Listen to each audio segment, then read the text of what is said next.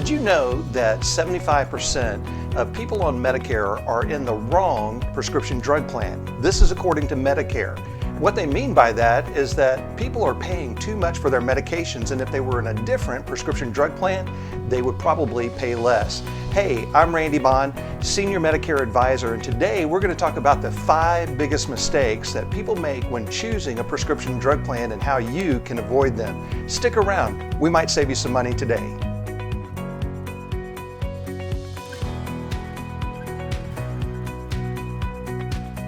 Hey, let's talk about the 5 biggest mistakes that people make when choosing a Medicare prescription drug plan. We know that prescription costs can be one of the biggest ongoing costs that you have for medical expenses. And being in the right plan can make a big difference in your life financially.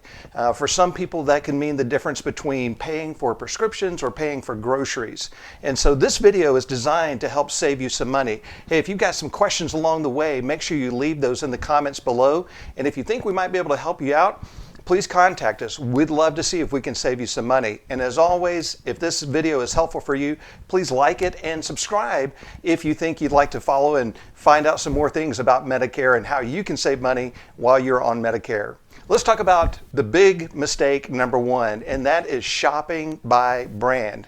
What I mean by that is people choose their prescription drug plan simply because it's with a particular insurance company. For whatever reason, they feel a loyalty to that company, or they may be attracted to the commercials that they're seeing, but they're just simply saying, hey, can you sign me up for whatever plan with this company? And that can be a big mistake. I had a couple of people come in, they were a married couple, and they sat down and they said, hey, we've seen these commercials for this particular company and we'd like to sign up. I said, it's a great company. Let's just make sure it's the right fit first. So as we began to look at their prescriptions, for her, it was a perfect fit. They had the lowest price prescriptions for her, and it was going to be a good overall fit.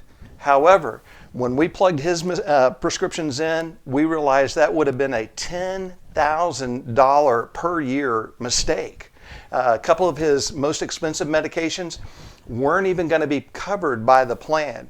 And so if they had just simply called an 800 number, called the company directly and said, hey, sign me up, they would have gladly done that.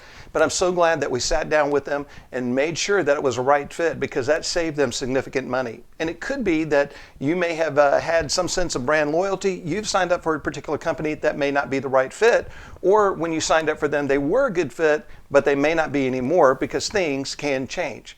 Let's talk about big mistake number 2, and that is shopping by premium. Some people choose a prescription drug plan, particularly when they're coming onto Medicare for the very first time, based on the premium. They assume that if the premium is high enough, or one on the higher end of the spectrum, that any medication that they may take would be covered. And that's not really a good strategy for choosing a prescription drug plan, because it may be more premium than what you actually have value for. Prescription drug plans are best when they are looked at year by year, not for the rest of your life. One lady came in and she was paying $75 a month on a prescription drug plan, and she was only taking 2 generic medications. That was just way too much plan for what she needed. We were able to change her to a plan that was only $15 a month, and that saved her $720 a year just on her premium. And her prescription costs were lower. And so having the highest premium plan is not always the right fit. Having a lower premium plan could actually save you some money. Now, there are situations where having a higher premium could be a better fit, and some people just want to shop and look at the lowest premium, but that's not always the best strategy either, because it could be that having a higher premium could get you some lower out-of-pocket costs, particularly if you're taking quite a few expensive medications. The third big thing that we see people doing as a big mistake when choosing a prescription drug plan is making assumptions. And you've kind of heard that in the first 2. And this really is the underlying thing that I see as perhaps the biggest mistake that people make when choosing a prescription drug plan. They assume that all their medications are going to be covered. They assume that their pharmacy is going to be a preferred pharmacy in the plan's network and have the lowest out-of-pocket cost for them. They may make assumptions that nothing will change at all, and that if they just stay in the plan year after year, that they're going to be okay. Big mistake. Here's something to know about Medicare prescription drug plans. No plan covers every single medication. And so you just can't assume that the plan is going to cover the medications that you are taking. Every plan has what they call a formulary. That's a list of the medications that they cover, and they cover it at various tiers. So you've heard of tier 1, 2, 3 medications, and it's the formulary that sets that, and the company is able to set that formulary and determine which medications they're going to cover. No plan covers every single medication.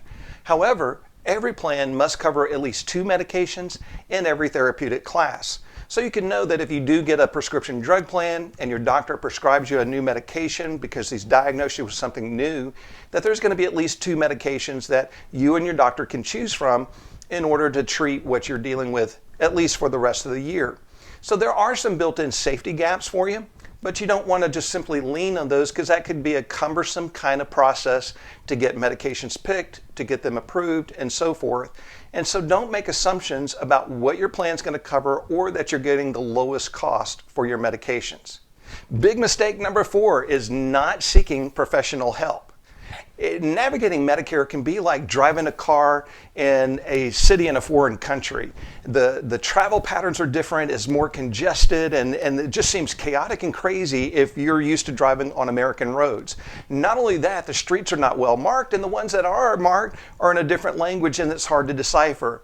If you are on Medicare, it can feel like that. You hear all these words like formulary and so forth, and you're like, I've never heard these words before, I don't know if I can get around. Well, the difference with having a professional like me is that it's like having a limo in that city. So instead of having to drive and figure out where to go, how to avoid hitting people or getting hit by people, you've got someone who knows the city, can get you around comfortably, and make sure you get you to your destination with the least amount of stress as possible. But here's the cool thing about using a Medicare broker like myself. It's a free limo. There are no charges for our services. It's the companies that pay us. And here's some cool things to know about that. You don't have to pay us, the companies do, but Medicare has leveled the playing field.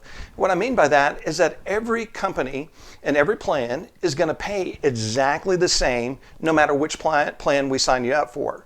That means that we can be very unbiased in our approach. We don't have any kind of financial incentives to move you to one plan or another. Second thing to know is that when you use our services, there's no difference in the price, whether you call the company directly or if you go to one of the 800 numbers or if you use a broker.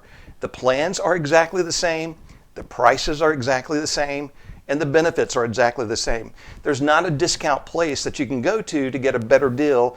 You can get the same great deal with a Medicare broker who might know your area a little bit better than just someone at a company. If you call a company, they're just simply going to match you up with their best plan for your situation.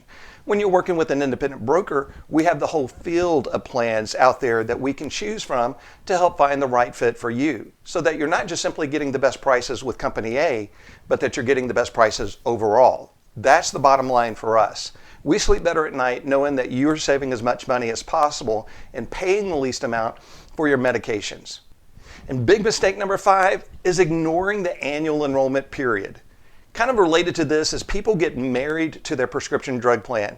When you're signing up for a Part D prescription plan, never, ever, ever get married to that plan. Plans don't reward you for loyalty. They're not going to give you any extra discounts, any better benefits because you stick around.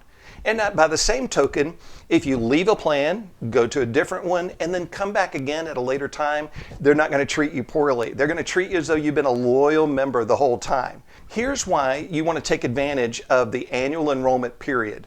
2 things can change over the course of the year. Number 1, the medications that you're taking can change. And there might be a better plan that would have a lower price for the medications that you're taking than the one that you're on right now.